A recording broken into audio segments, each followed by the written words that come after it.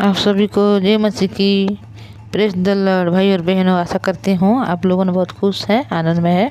आइए हम लोग वचन को देखेंगे। मैं आप यूहन्ना का पुस्तक अध्याय 1 में लिखा हुआ है। देखिए, आदि में वचन था और वचन परमेश्वर के साथ था और वचन परमेश्वर था। यही वचन आदि में परमेश्वर के साथ था। सब कुछ उसी के द्वारा उत्पन्न हुआ है और जो कुछ उत्पन्न हुआ है उसमें से कोई भी वस्तु उसके बिना उत्पन्न नहीं हुई। 1 से हम लोग 3 वचन तक पढ़े भाई और बहनों। यहाँ पर लिखा हुआ है कि वचन परमेश्वर था, और आदि में वचन था, वही वचन परमेश्वर के साथ था, वही वचन परमेश्वर था। हम जो अपने जीवन में देखते हैं कि परमेश्वर कौन है, परमेश्वर कहाँ है, हमें ऐसा लगता है भाई और बहनों। पर इस समय जब अनुग्रह का युग आया है, इस समय परमेश्वर ने वचन के रूप में है हमारे जीवन में। अगर हमारे जीवन में कोई समस्या है, परेशानी है, तो हम किसी से अगर प्रार्थना करें तो थोड़ा सा हमारे अच्छा लगता है, हमारे हृदय हल्का लगता है। हम परमेश्वर को इधर उधर ढूंढते भी रहते हैं। कोई अगर भविष्यवाणी करता है तो वो परमेश्वर की बात बोलता है, कोई अगर जो काम करता है तो वही परमेश्वर की बात बोलता है। ऐसे हमें लगता है भाई और बहनों, पर नहीं भाई और बहनों, ये सब बोलने की बात है। परमेश्वर के वचन जो सत्य है, यहाँ पर बोला गया है कि परमेश्वर ने वचन था बोल के लिखा हुआ है।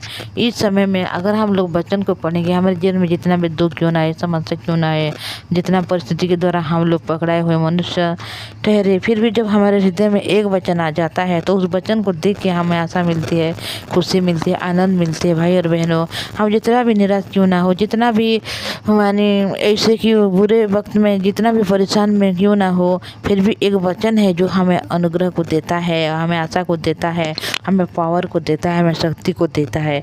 इसलिए हम परमेश्वर को इधर उधर ना ढूंढते हुए सिर्फ इस वचन में देखें, क्योंकि परमेश्वर वचन में है। अगर परमेश्वर को हम वचन में पाएंगे तो हमें दुनिया की किसी को भी और कुछ के बारे में पूछने की ज़रूरत नहीं है, क्योंकि परमेश्वर का वचन सत्य है और परमेश्वर की वचन जो लिखा हुआ है और परमेश्वर खुद एक पवित्र आत्मा के द्वारा लिखा गया है।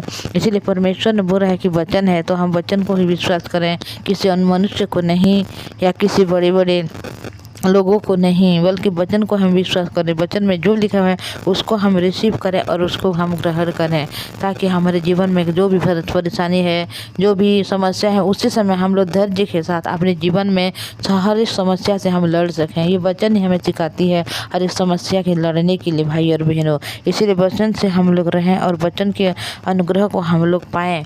हम कभी भी किसी मनुष्य के पीछे ना जाते हुए हम वचन को सिर्फ देखें, क्योंकि हम मनुष्य ऐसे हैं दुनिया में बहुत से जो हमें भ्रमित करना चाहते हैं। उन लोग सोचते हैं कि परमेश्वर मुझे सपनों में कहा, परमेश्वर को मैंने वहाँ पर दर्शन में देखा। ये सब गलत बात है भाई और बहनों। कभी भी परमेश्वर को कोई दर्शन में नहीं देख सकता या कोई सपनों में नहीं देख सकता, बल्कि वचन को परमेश्वर को देखेंगे तो हम वचन में ही देखेंगे, क्योंकि जब वचन पढ़ते हैं तो हमें हर एक समस्या के समाधान मिलता है। इस वचन से हमें आशा मिलती है और शक्ति मिलती है, सामर्थ मिलती है, खुशी भी मिलती है भाई और बहनों। हम कभी भी दूसरों की बात को ना मानते हुए सिर्फ हम अपने वचन को ही हम लोग रिसीव करें, क्योंकि यहाँ पर लिखा है आदि में वचन था और वचन परमेश्वर के साथ था, वही वचन परमेश्वर था और यही वचन परमेश्वर के साथ सब कुछ उसी के द्वारा उत्पन्न हुआ और जो कुछ उत्पन्न हुआ उसी के बिना कोई भी विषय उत्पन्न नहीं हुआ बोल के लिखा हुआ है। हमारे जीवन में जो भी होता है परमेश्वर की इच्छा से होता है, क्योंकि वचन सत्य है भाई और बहनों। हम जो भी हमारे जीवन में दुख है, समस्या है, परेशानियाँ, हम कभी भी दुखी ना हो, परेशानी ना हो, बल्कि परमेश्वर के निकट जाकर हम ऐसे ही बोलें कि प्रभु आपके द्वारा ऐसा कुछ हुआ है और इस परिस्थिति से आप ही हमें निकालोगे बोल के, और वचन को हम रिसीव करें और वचन को हम ग्रहण करें। तभी हमारे जीवन में जो हम डेली लाइफ जी रहे हैं, हम हर एक परेशानी को, समस्या को हम लोग माने सामना करके आगे बढ़ सकते हैं। इतना ही बोलेंगी आप सबको जय मसीह की। आइए हम प्रार्थना को करेंगे। धन्यवाद पवित्र परमेश्वर पिता, धन्यवाद करते हो प्रभु, आप हमें दया कीजिए, अनुग्रह दीजिए, ताकि हम डेली आपके पवित्र वचन को सुनने वाले बने। जिस भाई बहन ने इस वचन को सुन रहे पिता, हर एक को आशीष कीजिए, अनुग्रह दीजिए प्रभु।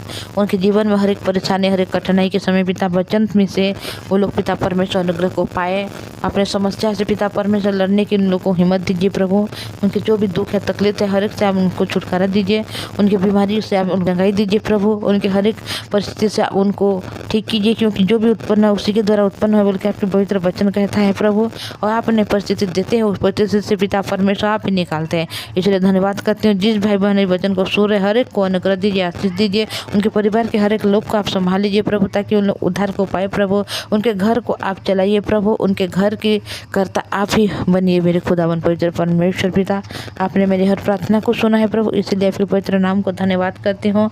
और जो भाई बहन वचन को सुन रहे हर एक को आशीष दिया, इसलिए धन्यवाद करते हुए यही प्रार्थना प्रभु यीशु मसीह के नाम से मांगते हैं, आमीन।